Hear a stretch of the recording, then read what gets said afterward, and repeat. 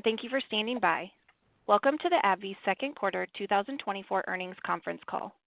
All participants will be in a listen-only mode until the question and answer portion of this call.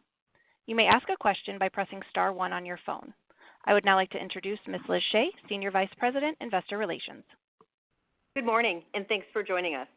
Also on the call with me today are Rob Michael, Chief Executive Officer, Jeff Stewart, Executive Vice President, Chief Commercial Officer, Roopal Thakkar, Executive Vice President, Research and Development, Chief Scientific Officer, Scott Rentz, Executive Vice President, Chief Financial Officer, and Carrie Strom, Senior Vice President, Abbvie, and President, Global Allergan Aesthetics.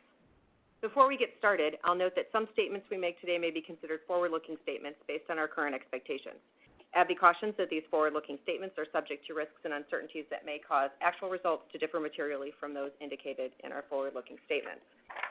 Additional information about these risks and uncertainties is included in our SEC filings. Abbvie undertakes no obligation to update these forward-looking statements except as required by law. On today's conference call, non-GAAP financial measures will be used to help investors understand Abbvie's business performance. These non-GAAP financial measures are reconciled with comparable GAAP financial measures in our earnings release and regulatory filings from today, which can be found on our website. Following our prepared remarks, we'll take your questions. So with that, I'll turn the call over to Rob.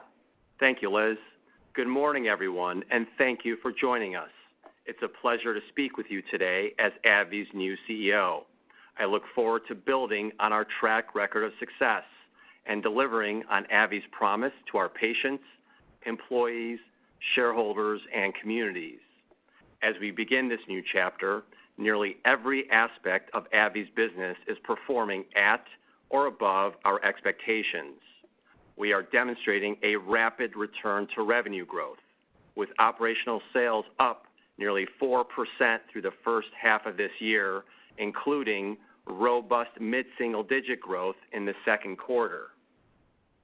Our ex-Humira growth platform, which covers more than 80% of Abbvie's total sales, will outperform our initial full-year sales guidance by more than $1 billion, driven by strong performance in immunology and oncology.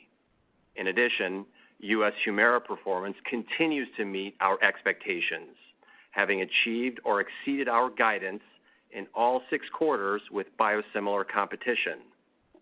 The strong performance across our diversified portfolio will drive top-tier, high single-digit compound growth through the end of this decade, which will support continued investment to drive growth in the next decade. Turning to our results, I'm especially pleased with immunology, where our leading portfolio is delivering performance well above our expectations.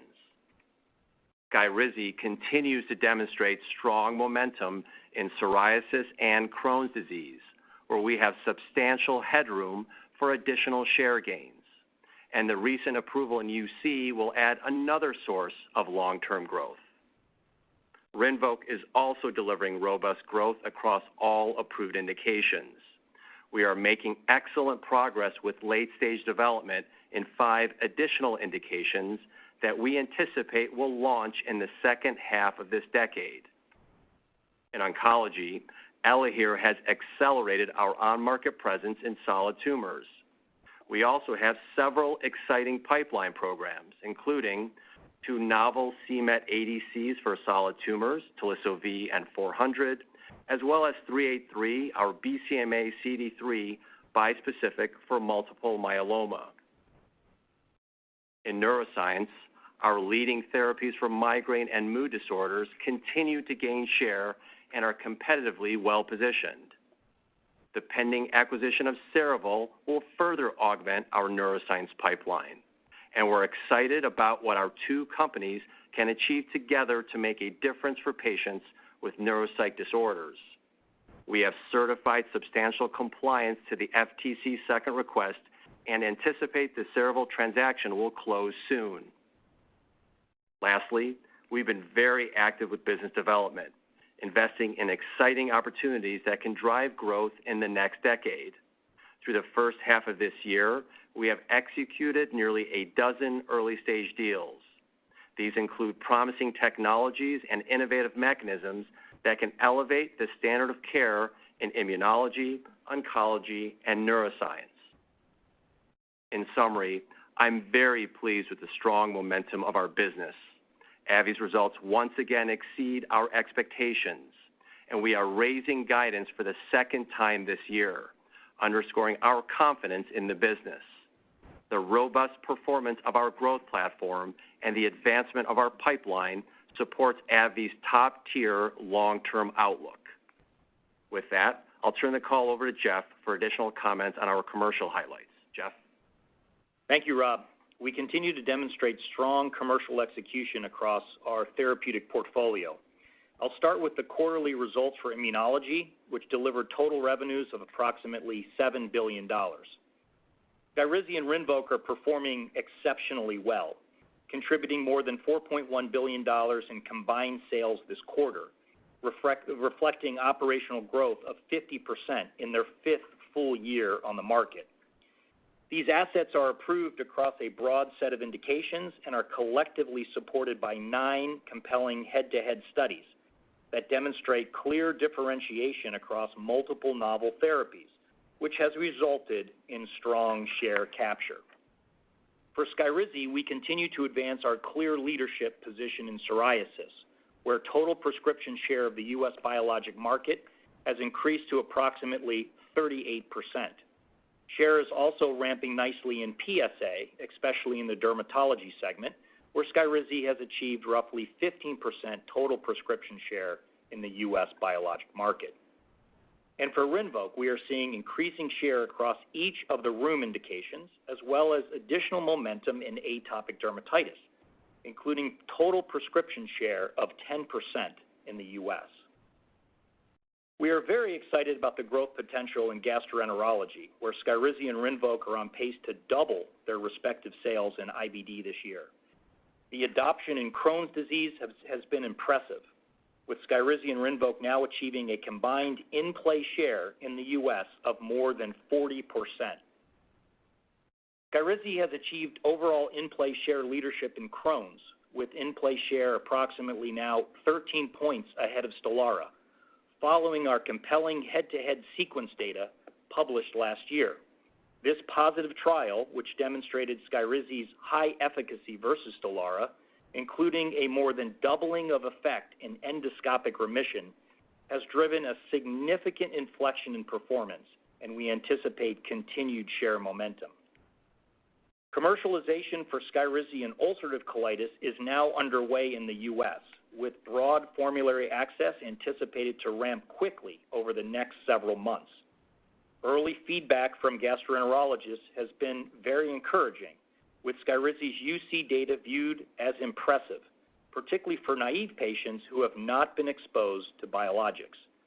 We also expect the European launch in the coming months.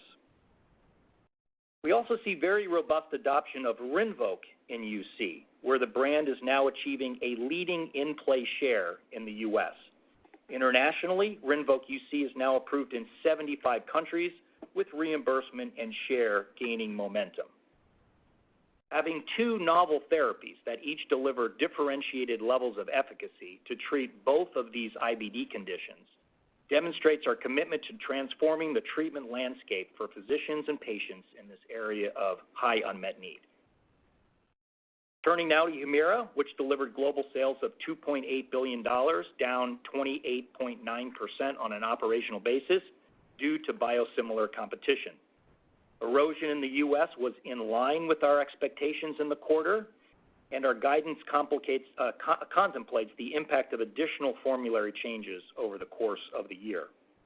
Importantly, we continue to anticipate that HUMIRA will maintain parity access to biosimilars for a significant majority of patient lives this year. Moving now to oncology, where total revenues were more than $1.6 billion. IMBRUVICA global revenues were $833 million, down 8.2%, reflecting continued competitive dynamics in CLL. VENCLEXTA global sales were $637 million, up 15.8% on an operational basis, with strong momentum across CLL and AML. ELAHERE is also performing very well, with sales of $128 million, and our compelling overall survival data, recent positive updates in the NCCN guidelines, and the expansion of commercial resources will continue to drive rapid uptake. Lastly, we continue to be pleased with the prescription trends for EPKINLY in DLBCL. Commercialization is now underway for EPKINLY's second indication, follicular lymphoma, in the U.S., with European approval expected later this year. Neuroscience total revenues were nearly $2.2 billion, up 15.2% on an operational basis. This robust performance is driven by continued double-digit growth of VRAYLAR, with global sales of $774 million, UBRELVY with total revenue of $231 million, and QULIPTA with global sales of $150 million. Each of these leading assets continue to gain share and remain competitively well-positioned. BOTOX therapeutic is also performing well, especially in chronic migraine. Total global sales were $814 million, up 9.6% on an operational basis. Finally, we are pleased with the early launch trends for 951 in Japan and Europe, and look forward to bringing this innovative therapy for advanced Parkinson's to the U.S. soon. Overall, I'm extremely pleased with the momentum across the therapeutic portfolio. And with that, I'll turn the call over to Carrie for additional comments on aesthetics. Carrie? Thank you, Jeff.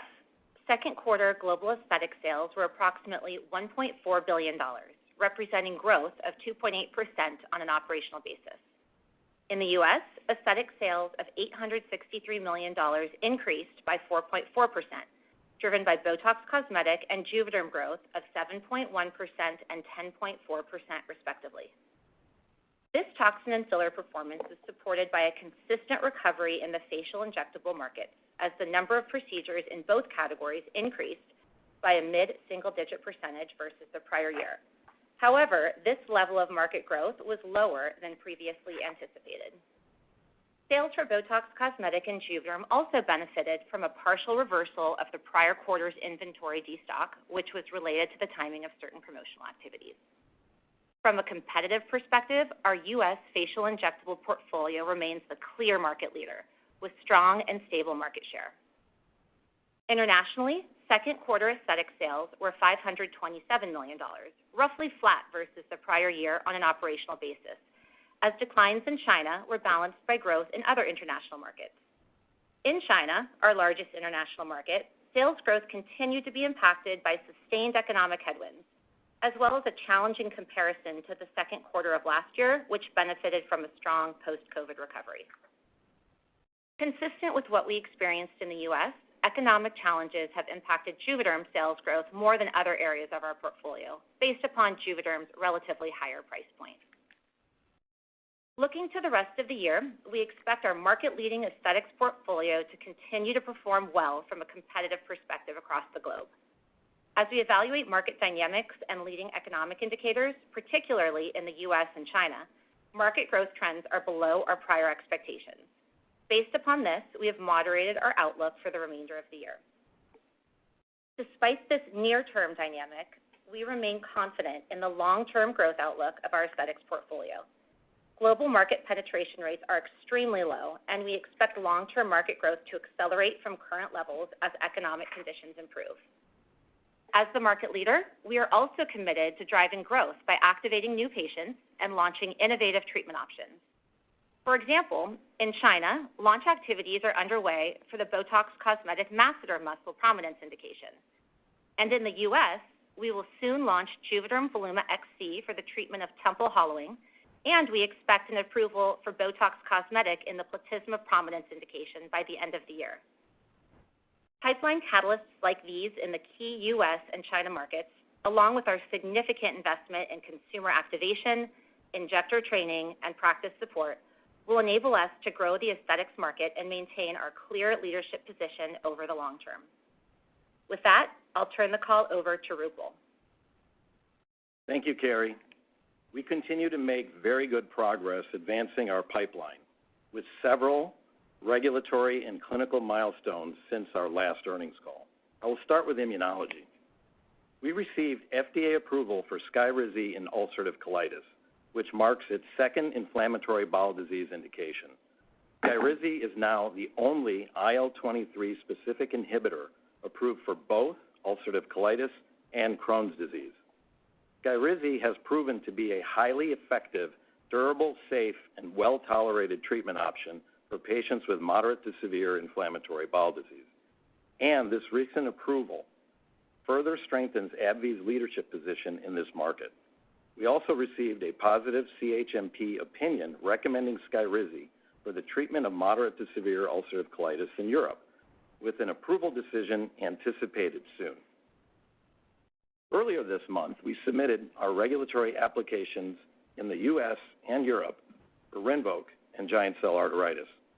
Our submissions are based on the previously announced Phase 3 results from our SELECT GCA trial, where RINVOQ demonstrated superiority compared to placebo on sustained remission from week 12 through week 52 on disease flare and showed a reduction in total steroid exposure at week 52. We expect approval decisions for this indication next year. We also recently began a Phase 3 study for lutikizumab, our anti-IL-1 alpha beta bispecific, in hidradenitis suppurativa. HS is a skin disease that can be debilitating, and there are limited treatment options. In our Phase 2 study, lutikizumab demonstrated strong clinical response rates and improvement in skin pain in a very refractory patient population. Based on these results, we believe lutikizumab has the potential to become an important new treatment option for patients with moderate to severe HS. We look forward to providing updates on the Phase 3 program as the data become available. In the second quarter, we announced 2 additional immunology transactions as we continue to invest in external innovation to expand our pipeline.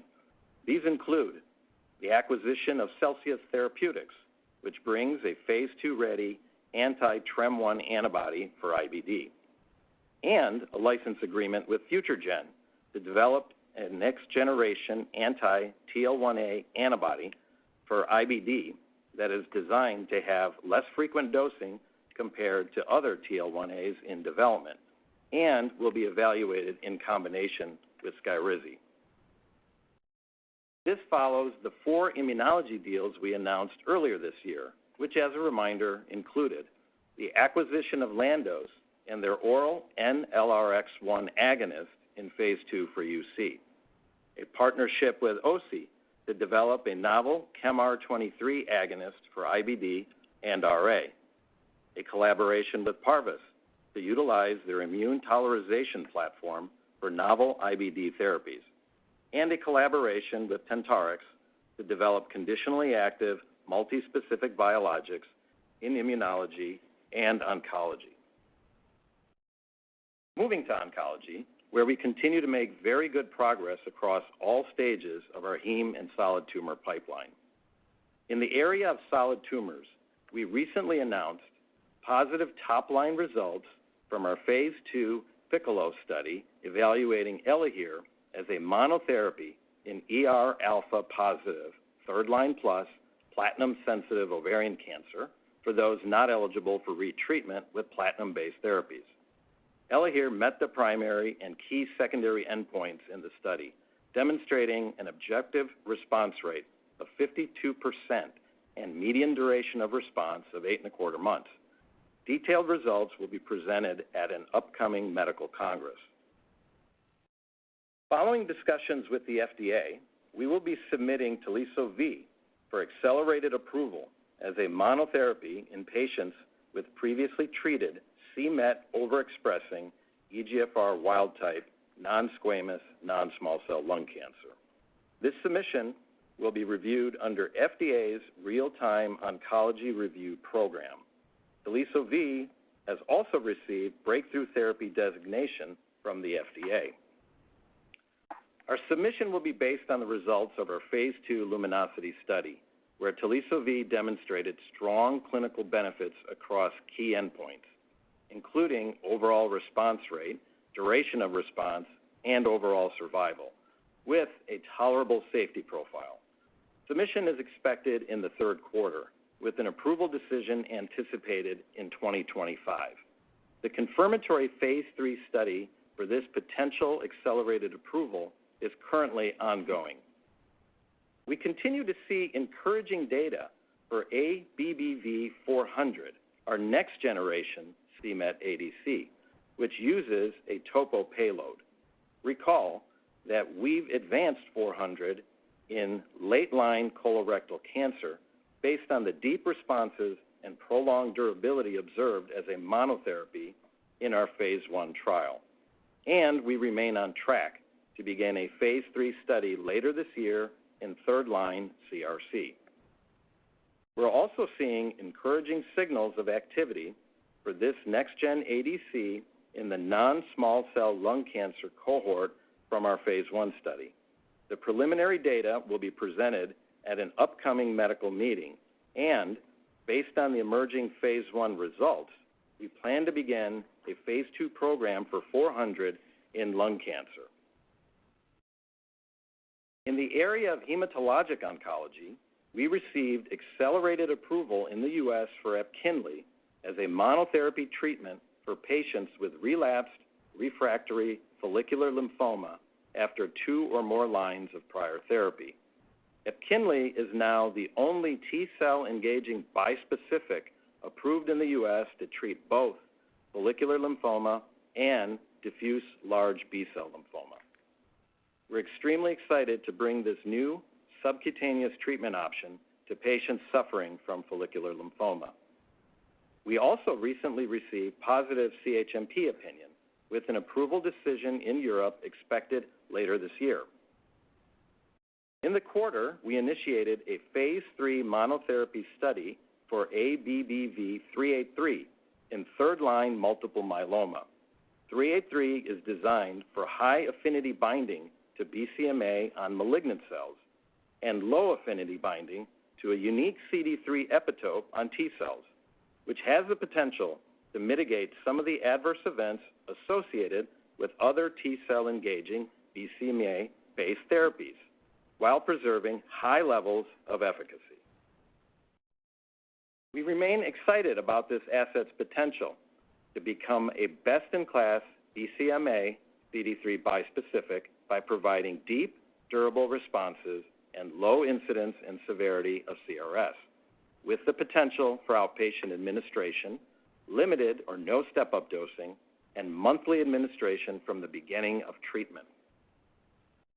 In addition to our phase 3 monotherapy program, we have an ongoing phase 1 study in later lines of multiple myeloma to evaluate 383 in various combinations, including with Pomalyst, Revlimid, and Darzalex. Based on this work, we will begin phase 2 combination studies in earlier lines of therapy next year. Moving to neuroscience, where in the quarter we announced that we received a complete response letter for our 951 regulatory application in the U.S.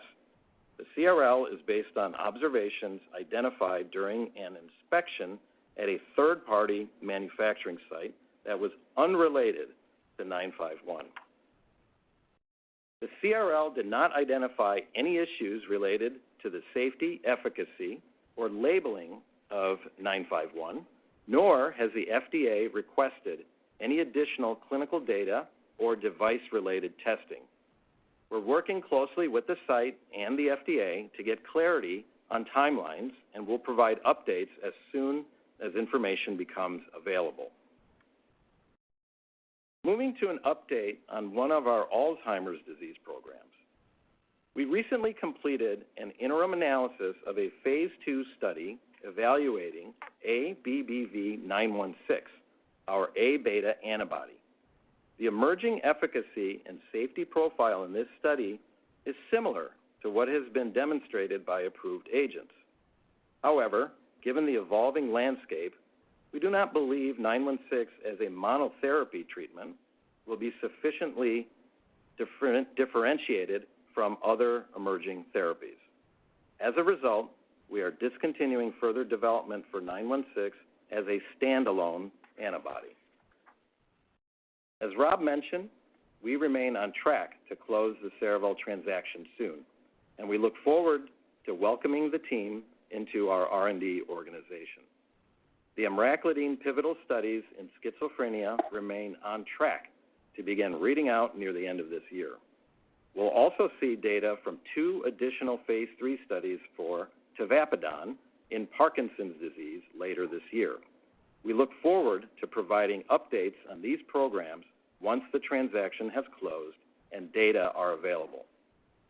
In aesthetics, we recently received approval for Botox in China for masseter muscle prominence, marking the first global approval in this indication for any neurotoxin. Masseter prominence is common in Asian populations, and there is significant unmet need for minimally invasive treatment options.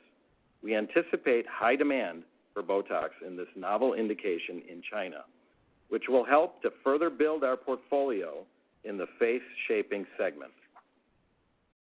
A regulatory application is under review in the U.S. for Botox and platysma prominence, which is another novel indication that will help build our position in the lower face and neck segment. We continue to expect an FDA approval decision later this year. And we remain on track to submit our regulatory application for Bonti near the end of this year. Our rapid onset, short-acting toxin has a highly differentiated clinical profile and, once approved, would offer patients a novel option compared to currently available toxins. So in summary, we've made great progress across all of our therapeutic areas in the first half of the year, and we look forward to additional data readouts, regulatory submissions, and approvals throughout the remainder of 2024. With that, I'll turn the call over to Scott.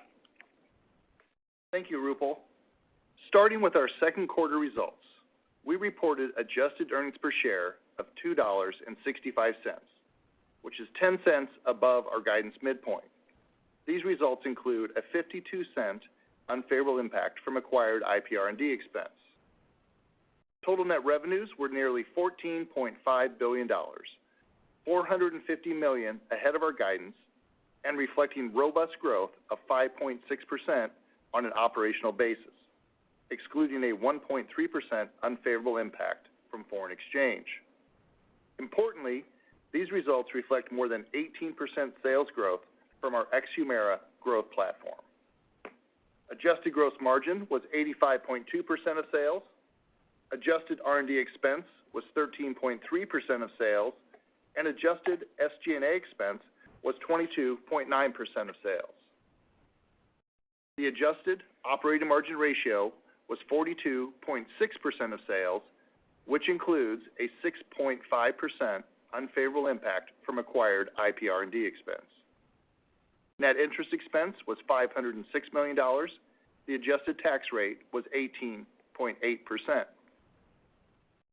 Turning to our financial outlook, we are raising our full-year adjusted earnings per share guidance by 10 cents to between $10.71 and $10.91. This EPS guidance continues to contemplate approximately 19 cents of dilution for the pending acquisition of Cerevel, which is expected to close soon. Please also note that this guidance does not include an estimate for acquired IPR&D expense that may be incurred beyond the second quarter. We now expect total net revenues of approximately $55.5 billion, an increase of $500 million. At current rates, we expect foreign exchange to have a 1% unfavorable impact on full-year sales growth. This revenue forecast includes the following updated assumptions, with the entire sales increase, once again, driven by our ex-Humira growth platform, which is now on pace to deliver nearly $6 billion of sales growth in 2024. We now expect Skyrizi global sales of approximately $11 billion, an increase of $300 million due to strong performance across all approved indications. Rinvoq total revenue of approximately $5.7 billion, an increase of $100 million, reflecting continued robust uptake in IBD.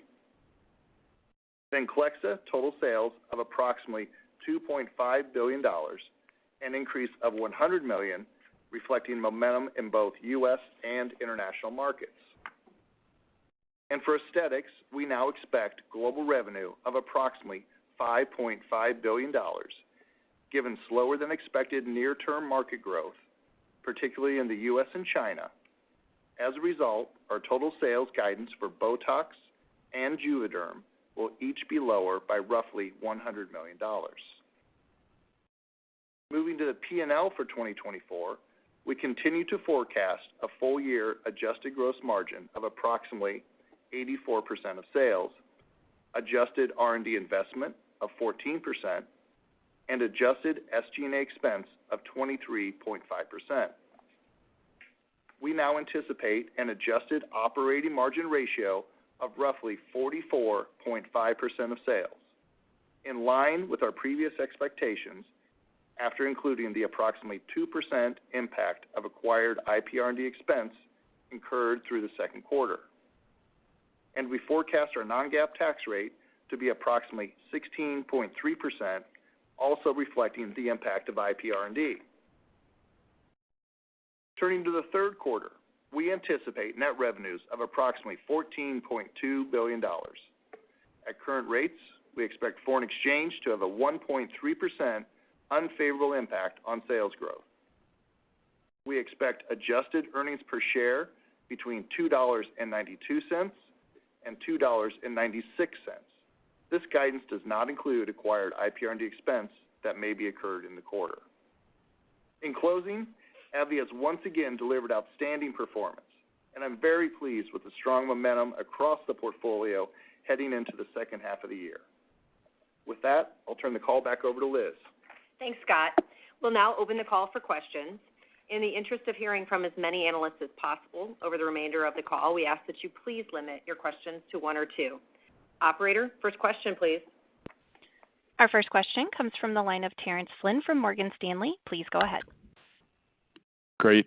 Thanks for taking the question, and congrats, Rob, on the CEO position. Looking forward to the forward here. A question I had is, last quarter, you guys gave some early commentary on how to think about 2025. Looking at the business, obviously momentum in immunology, some headwinds in aesthetics. So, any update on how you're thinking about the 2025 outlook, particularly growth for revenue relative to EPS? Thanks. Thanks, Terrence. This is Scott. I'll handle the question. So with respect to 25, as you know, we haven't given guidance yet, and we'll provide that at a later time. But we have communicated a few top-level, high-level items to put in context the several dynamics at play next year. We have indicated that we'll be returning to robust revenue growth despite the headwinds from Medicare Part D redesign and continued Humira erosion. And when you think about robust growth, we characterize robust growth to be above industry average growth, which we see in the low single digits. So when you think about the drivers, I mentioned in my remarks that we have $6 billion of growth from the growth platform in 2024 that we're expecting. $5 billion of that is coming from Skyrizi and Rinvoq alone. Our neuro franchise is growing by more than $1 billion, and aesthetics has begun to recover from the economic headwinds. In 2025, we see incremental contributions from Skyrizi UC, which was recently approved, as well as 951. All of these factors demonstrate strong momentum in the business. And then when you think about the offset of Humira, that erosion that we have expected this year at $4.5 billion. Last year, that erosion was $6.5 billion. And we do expect another step down in absolute dollar terms in 2025 for that erosion as well. So that will be less of a headwind to growth in 2025 than it was in 2024. So we feel very, very strong about that. And I think from a Part D perspective, we've talked about the several points of growth headwinds that we see there. And I think when you model that, you can think about those several points as approximately a 3% headwind to growth. So overall, very strong momentum from the business with some headwinds, but we feel very confident in our ability to return to robust growth at the top line. Regarding EPS, the bottom line, we see EPS growing in line with that revenue growth that we've talked about. So EPS will benefit from operating margin expansion. We've talked about that operating margin expansion will be on the SG&A line as we leverage the revenue growth and drive efficiencies, and we have a good history of doing that. So that operating margin will expand. However, that expansion will be roughly offset by the fact that in 2025 we'll have a full year of interest expense associated with the financing for Cerevel and Immunogen. So robust growth at the top line and inline growth from an EPS perspective. Thanks, Terrence. Operator, next question, please. Next, we'll go to the line of Chris Schott from J.P. Morgan. Please go ahead. Great. Thanks so much. Just two questions for me. Maybe first on Rinvoq and Skyrizi, great results in the quarter. Can you just elaborate a little bit more on the price versus volume dynamics this quarter? It seemed like results were maybe a little bit stronger than the RX trends would have implied, and I just was wondering if there's anything notable there. My second question was on the immunology portfolio, and as we think about 2025, I know we're probably in the middle of contracting season right now, but just directionally, what are you anticipating for Humira? And should we be thinking about any incremental pressures on Rinvoq and Skyrizi, just given biosimilar Humira dynamics going forward? Thanks. Yeah, hi, Chris. It's Jeff. I'll take that question. So, as noted, we're very, very pleased with the fundamental momentum on Rinvoq and Skyrizi. So all of the indications are really hitting their stride. So we can see the impact of, obviously, consumer investments we've made. We've adjusted some of the sales forces. We've started to anticipate the ulcerative colitis that's helped us basically increase our share of voice. And I think the other dynamic in terms of some of the incremental strength has come from this dynamic that we started to see earlier in the quarter, where some of the Humira switching that takes place actually starts to accrue towards Skyrizi and Rinvoq, because the physicians, when there's this disruption in the market, will sometimes bring in those patients and start to assess them. And we saw about 20% would move to other mechanisms. So while it's a component, there's certainly multifactorial approaches why we see this very, very strong volume dynamic and share capture for both of those agents.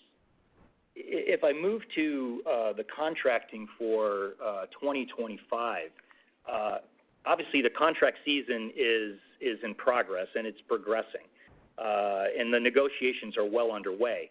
I think it's important, if you'll recall, that we already have some multi-year contracts in place that cover 2025. So that's a positive dynamic. The remaining payer negotiations, as I mentioned, are underway, and we anticipate that those will close out during the normal cycle. I would say that, at a macro level, we do expect to maintain parity access next year for Humira for a meaningful portion of lives across all of the channels. Now, that said, our Humira access will certainly be lower than this year as we continue to anticipate and watch certain segments of the market move to adopt biosimilars. And we've understood and planned for this, obviously, as we enter that third year of the biosimilars. And so we're well aware of dynamically evaluating how this is going to work out. So certainly things are progressing. We already have some in place from those multi-year contracts, and we'll be in a better position to provide some more information, obviously, later in the year as those negotiations, or the remaining negotiations, fully close out. And Chris, this is Rob. Just to reiterate an important point that Jeff made. I mean, one trend that we are watching very closely is the switching from the Humira molecule to new mechanisms. I mean, we are starting to see an inflection that is accruing to new mechanisms like Skyrizi and Rinvoq, as Jeff mentioned. And it makes sense. Doctors that are reevaluating the patients in their practice are likely looking at more than just the patients that are covered by CVS. What we have factored in is the CVS impact. What we didn't factor in necessarily is a impact beyond just the CVS lives. And to the extent that trend continues, it would represent a downside for Humira and an upside for Skyrizi and Rinvoq, which is a very good long-term trade-off for us. That's an important point. We want to make sure that was captured. Thank you, Rob. And maybe, Chris, one more point that I didn't address was the Skyrizi and Rinvoq contracting. So we are anticipating very robust and consistent access for Skyrizi and Rinvoq. And our former comments around sort of low single-digit price erosion should be quite consistent with what we said before. Obviously, the Medicare Part D is a separate dynamic, so things are stable, and we're anticipating ongoing very strong access for both of those brands. Thanks, Chris. Operator, next question, please. Next, we'll go to the line of Carter Gould from Barclays. Please go ahead. Good morning. Thanks for taking the question, and then congrats on the results. I guess first, just a housekeeping point. I guess in the last call you had talked about earnings growth not being quite at the rate of revenue growth, and it sounds like today you see those more in line. Any I guess further color on kind of what's driving that? I would assume it's sort of the key I&I drivers, but any other color there would be appreciated. And then I guess the more pertinent question maybe on the commentary on Cerevel. Should there be any expectation for divestments or other concessions as we contemplate that deal closing? Thank you. Yeah, this is Scott. I'll take the question regarding EPS growth or earnings growth in line with the revenue growth. So when we look at this, as I mentioned, we're looking at a couple of things.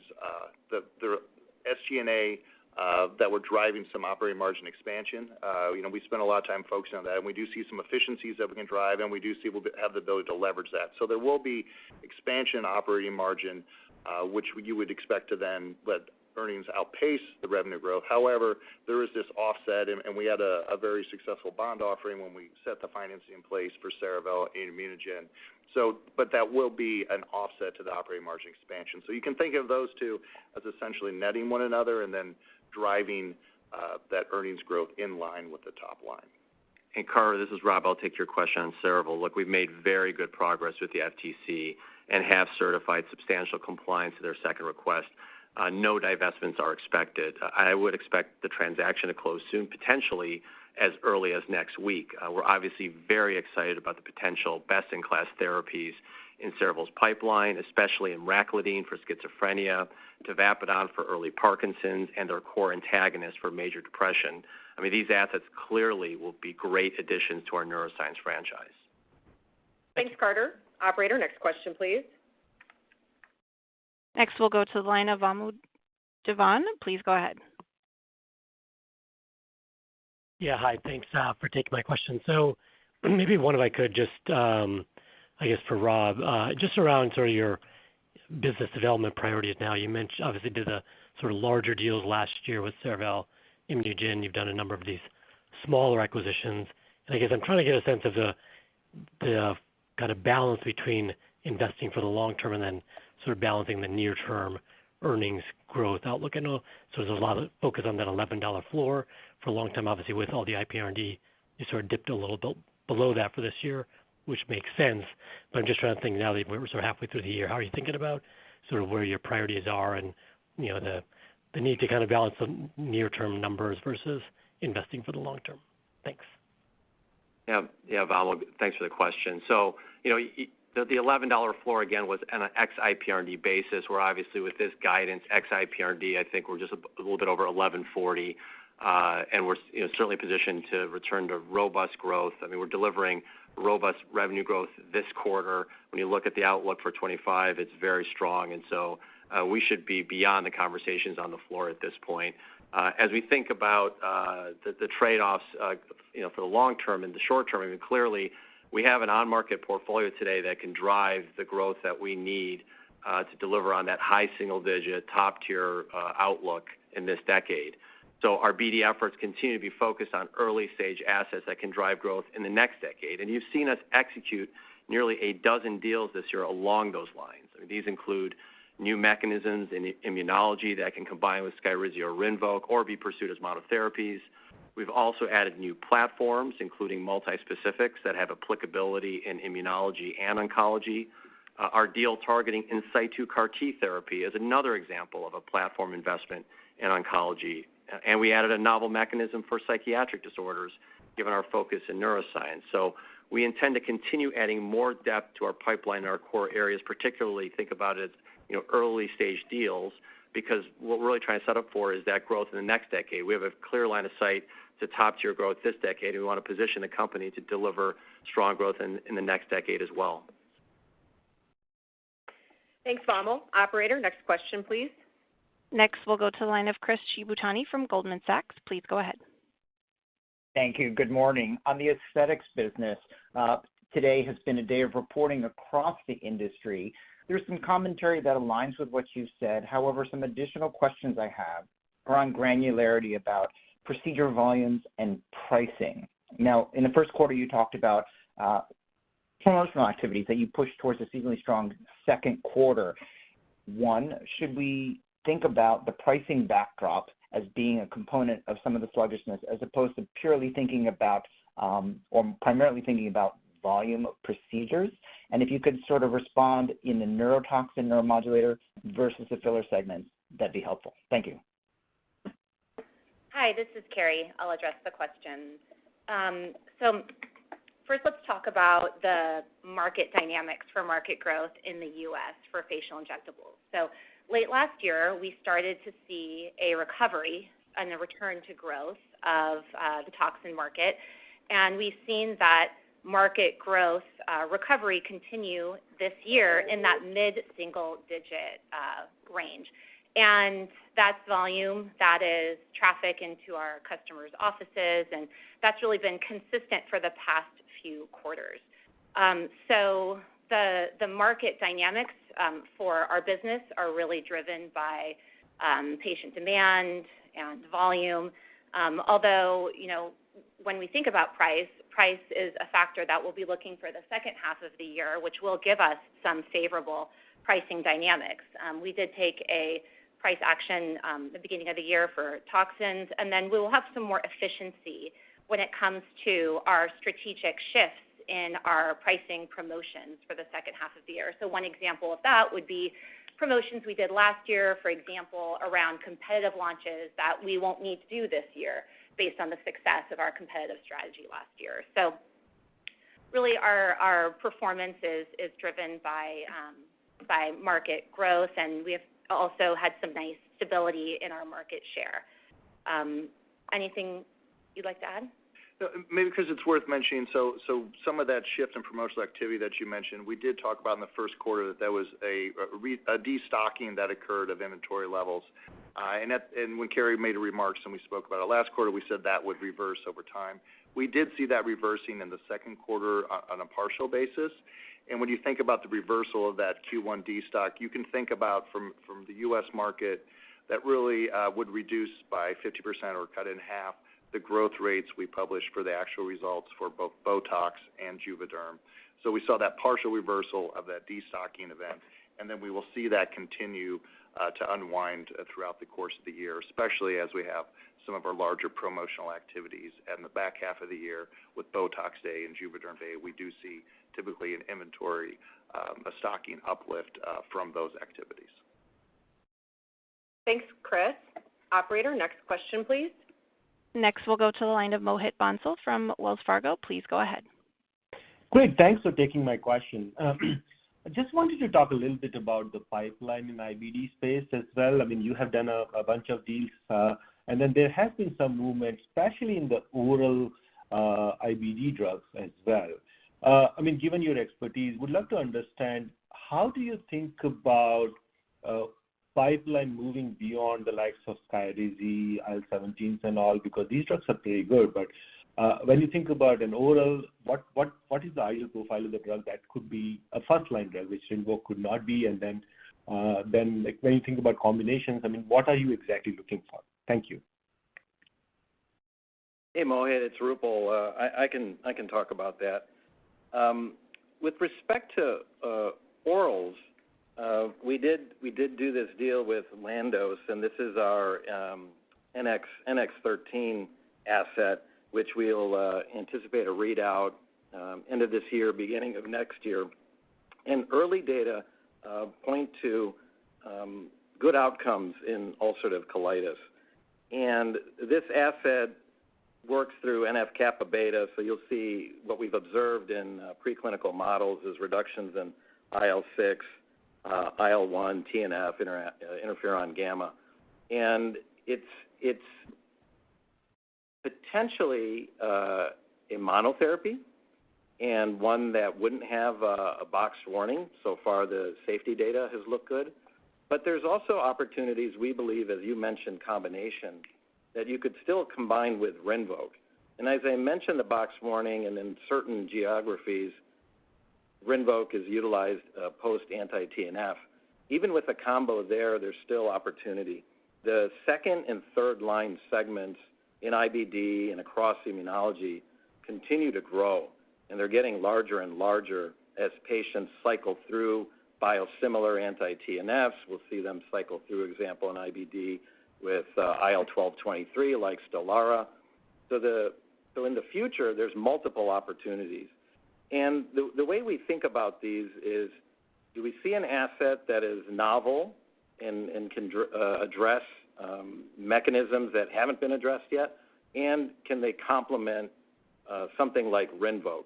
So if you see a little bit less efficacy, that may be okay if it's complementary. It may not work necessarily as a monotherapy, but we still see opportunities for combo. And given the other assets that we've talked about that could be IV or sub-Q, we still see a lot of opportunity with Skyrizi.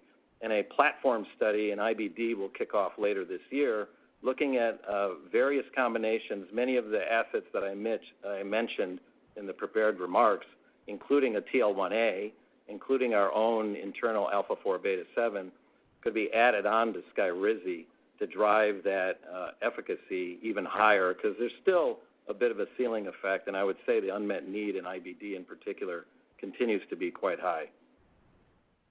Thank you. Operator, next question, please. Next, we'll go to the line of Chris Raymond from Piper Sandler. Please go ahead. Thanks. Hey, just another follow-up on Humira. So Jeff and Rob, just hearing your commentary about how, when patients discontinue Humira, a number of them are switching to newer biologics, and I think you gave the 20% number going to newer biologics like Skyrizi, and then also, Rinvoq. But, we saw some of this happening in the gastro space with one of the checks we did recently, but I wonder if you could provide maybe a little more color on this phenomenon. Is there a particular therapeutic silo where this is maybe happening more extensively? And can you give us a sense as to how this has been, influenced or accelerated by biosimilar availability? And just any more color there. Thanks.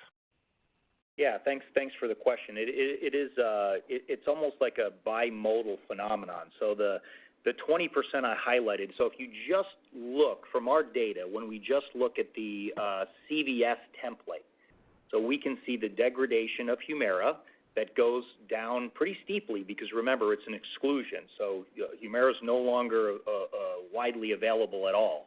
So most of it happens within the first 2 or 3 weeks.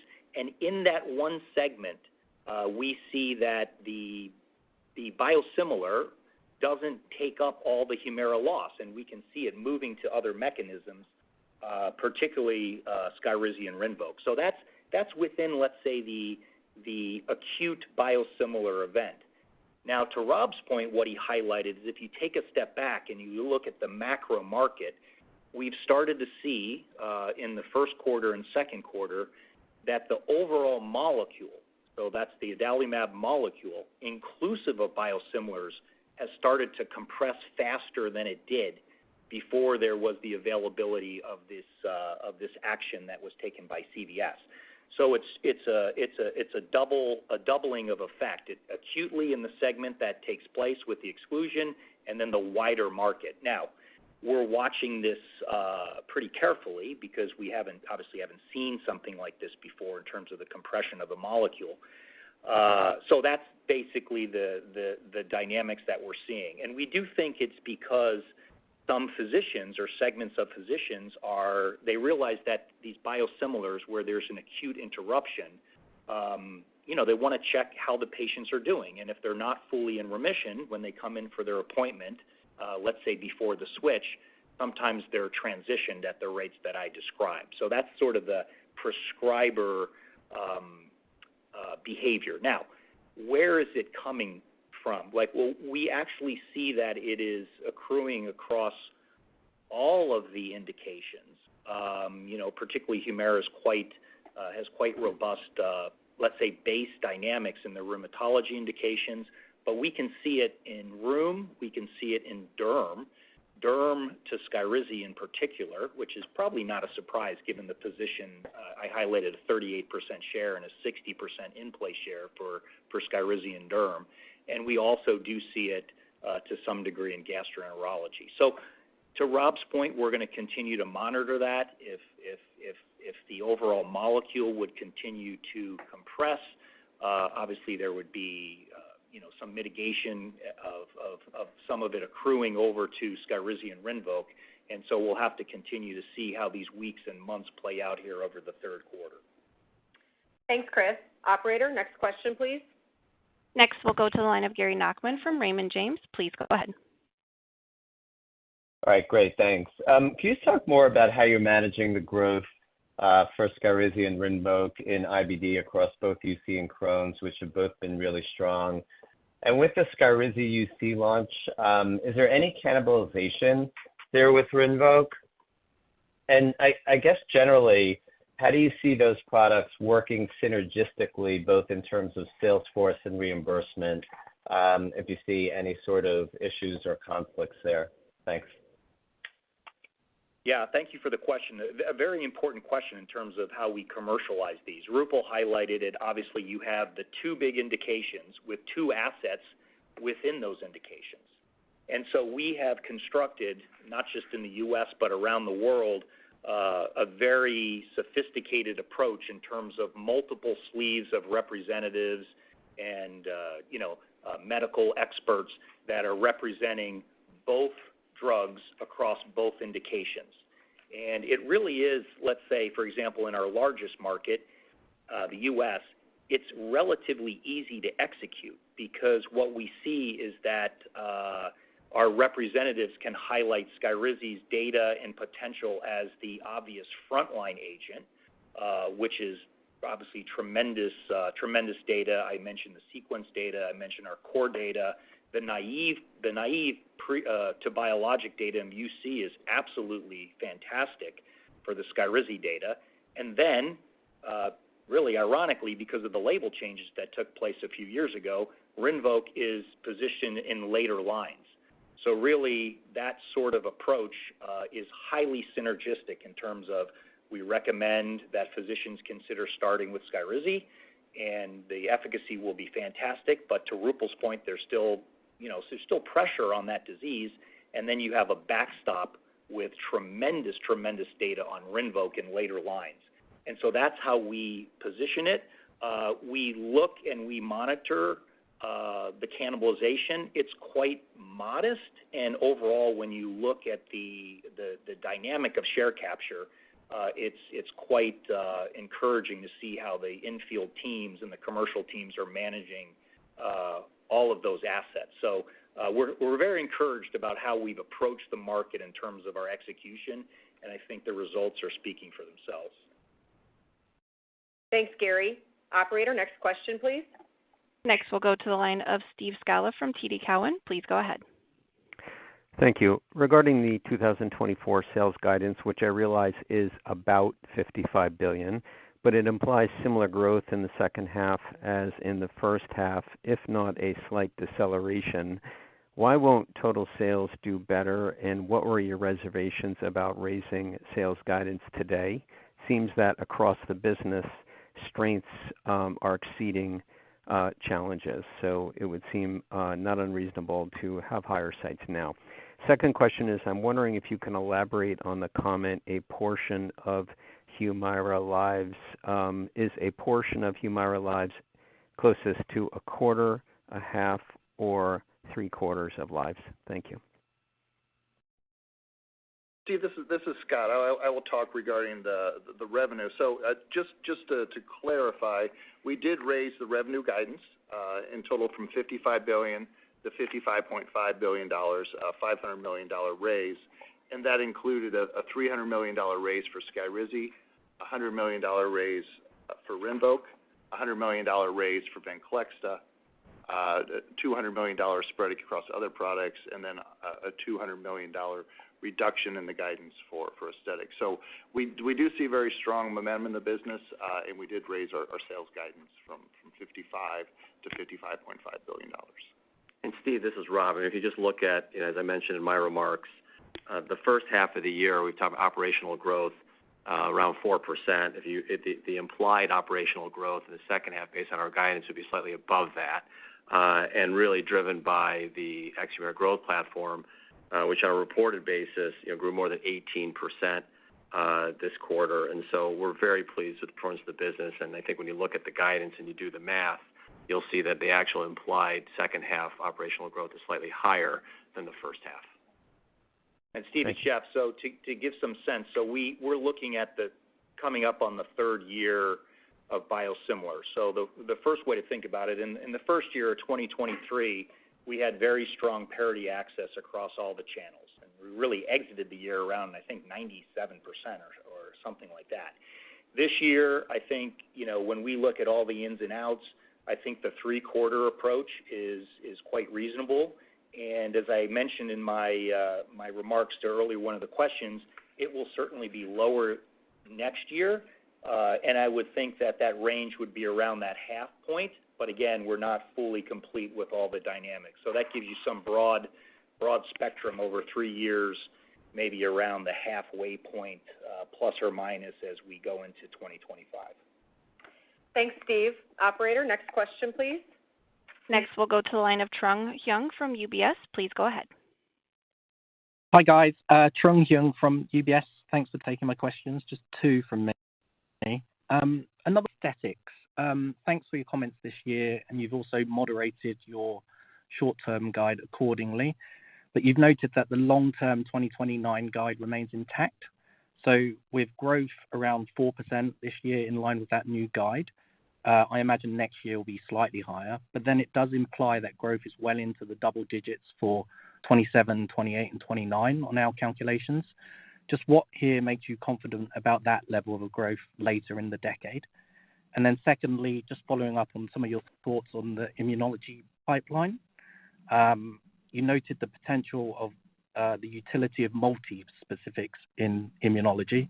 You've got a pretty strong bispecific platform. Just what are your thoughts on the data that you're seeing here? Is there anything in development that we should be looking at? Thank you. Trung, this is Scott. I'll start with your question regarding the long-term guidance on aesthetics. So you're right. We've guided to a long-term $9 billion in 2029. And we're not changing that guidance. The guidance changed, as you noted, that I mentioned today, is just a short-term guidance change for 2024. We remain very confident in our ability to hit that $9 billion in 2029. When you think about these markets, there's very low penetration in the markets globally. There's a lot of excitement in the space. And we expect the market to recover and grow at historical rates. I would say when we look at the market growth, we do see that rebounding and growing well. And then you also should think about there's additional innovation coming that'll drive that. So we have some of the additional indications of Botox that Roopal walked through, as well as the quick onset, short-acting toxin Bonti that will also drive additional market growth. And so we continue to feel very, very comfortable with our ability to achieve that on a long-term basis in 2029. Trung, it's Roopal. I'll take the next question on the pipeline. So we continue to be excited about bispecifics, in particular lutikizumab, and it's an IL-1 alpha and importantly also 1 beta. And this, we believe, distinguishes it from earlier generation assets that were singular and let's say only took out IL-1 alpha. We see, I would say, very, very strong benefits in hidradenitis suppurativa, and I don't think that was observed as a pure monoclonal. And the efficacy that we're seeing is in a 100% anti-TNF failure population and very sick, early stage 3, 70%. It was one of the most severe, probably the most severe ever studied. So we think there continues to be potential in the bispecific space as you take out multiple cytokines. The way to address it is through engineering of the assets. The other way is combinations, so we can get to that bispecific approach through combos. And then thirdly, I would say earlier in the pipeline is the multi-specific approach, which the advantage that could provide is you maintain your bispecific approach, but then a third arm, let's say, can target specific cells, and that could further enhance efficacy and, in particular, safety. And we're looking at that approach in immunology and as well in oncology, and that was reflected in our partnership with Tentarix. Thank you, Trung. Operator, next question, please. Next, we'll go to the line of Evan Seigerman from BMO Capital Markets. Please go ahead. Hey guys, thank you so much for taking my question and a really helpful update today. So just looking at kind of the Can you speak up just a little bit? Sorry. All right. Can you guys hear me all right? Does that work? You good? It's still faint, but we'll do our best. All right. Sorry about that. I'll speak very loudly. So when looking at expected growth for Vraylar over the next few quarters, can you comment on what type of impact you think new competitors to the MDD market might have, and what you can do to help maintain your growth position going forward? Yeah, hi, it's Jeff. You know, we're very pleased with how both of the indications are performing, and we monitor them very carefully, certainly with bipolar and AMDD. So when we look at our quarterly surveys of our target physicians and really our whole call cycle, we can see now that Vraylar is the most preferred agent overall for bipolar disease based on its indication set, its tolerability, its efficacy, et cetera. And we've really gone to the very top of the league table for AMDD as well. So if we look overall on our demand, we're tracking above 20% in terms of the push.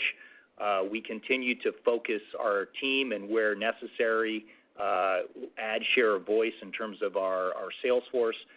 So we're quite comfortable that we can continue to grow our share, which has been growing very, very nicely, particularly on the MBRX side, and certainly face the competitive dynamics and navigate those as we go forward. Jeff, maybe to add, it's Roopal here.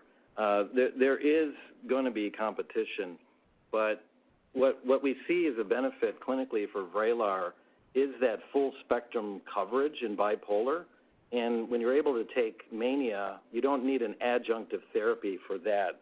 So that's a big advantage. The other thing that we continue to hear and probably reflected in our data is the really limited impact on fatigue and sedation. And so what we're hearing is with Vraylar, patients really don't have to sacrifice their daytime productivity in order to gain that benefit. And then the other benefit I would say with Vraylar is flexible, adjustable dosing. So these things together, I think, underlie what Jeff was speaking about. Thanks, Evan. Operator, next question, please. Next, we'll go to the line of James Shin from Deutsche Bank. Please go ahead. Hi, good morning. Thanks for taking our question. You mentioned some of the Humira contracts go into 2025. Does that also apply to Skyrizi and Rinvoq? And that's what gives you visibility on the low single-digit price erosion? And secondly, has the introduction of co-branded Humira and now that PBMs are more intertwined with biosimilars changed the negotiation dynamics at all? Thank you. Yeah, so typically, again, in some cases, we are able to secure, multi-year contracts. And as you can imagine, that we would do that for the portfolio, basically, the way that our products work. So that does help with the visibility in terms of what our access would look like for 25, as well as the pricing dynamics. Again, I want to clarify that the negotiating season is not fully complete, but the dynamics are progressing as I highlighted there. So yes, to your first question. The other dynamic in terms of Cordavis, I'm not sure that that's actually changing the dynamics in terms of the negotiations overall. That was obviously a volume-related deal with CVS that we announced, over a year ago, or almost a year ago now. So it doesn't necessarily play into other negotiations. Each of these payers and pharmacy benefit managers, they have their own ideas in terms of how they want to approach the I&I category and certainly the Humira the emergence of the Humira biosimilars. So it's a CVS unique dynamic. Thanks, James. We have time for one final question, operator. For our last question, we'll go to the line of Louise Chen from Cantor Fitzgerald. Please go ahead. Hi, thanks for taking my questions here. So wanted to first ask you, do you still feel that your aesthetics business is a good strategic asset for you? And if so, where do you see the synergies within your organization? And second question I wanted to ask you is how you think pharma will fare under a Democratic versus a Republican presidency and how you're going to navigate through that uncertainty in the near term. Thank you. So, Louise, this is Rob. I'll take your question. Look, we like the aesthetics business. When you think about the growth profile, the profitability, we have set it up as a fully integrated standalone unit because it behaves differently than the therapeutics business. We think we've actually seen, since we announced the transaction, really strong performance. We've exceeded our deal model expectations, since we announced the deal. So we think it's operating very well. Obviously, we're working through some macroeconomic headwinds, but when you look at, for example, share performance, we had the entry of Daxxify last year, and we did not lose any share. I think a lot of investors were concerned that we'd see considerable share loss, and so I think the team has done a remarkable job of competing in this marketplace, going through a period with economic headwinds. We're still very confident, given low penetration rates, given our relationship in the field, the potential innovations that we plan to bring forward. It has a very nice fit, and you think about just from a profitability and a growth standpoint, fits the profile we're looking for. So I certainly feel it's a nice fit for the company. As it relates to the election, look, it's hard to handicap it, whether it's Democrat or Republican. If you think about we've obviously contemplated the Inflation Reduction Act. We've come out and said that, even with, modeling that impact in, that we still expect to deliver on our long-term outlook.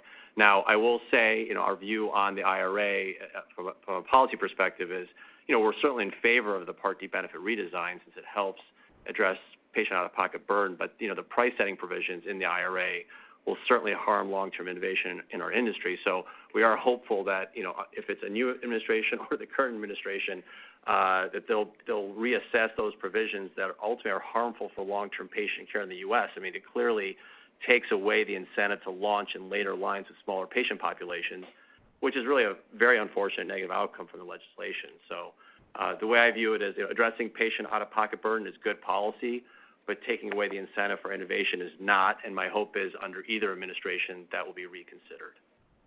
Thanks, Louise. That concludes today's conference call. If you'd like to listen to a replay of the call, please visit our website at investors.abbvie.com. Thanks again for joining us. Thank you all for joining the AbbVie second quarter 2024 earnings conference call. That concludes today's conference. Please disconnect at this time and have a wonderful rest of your day.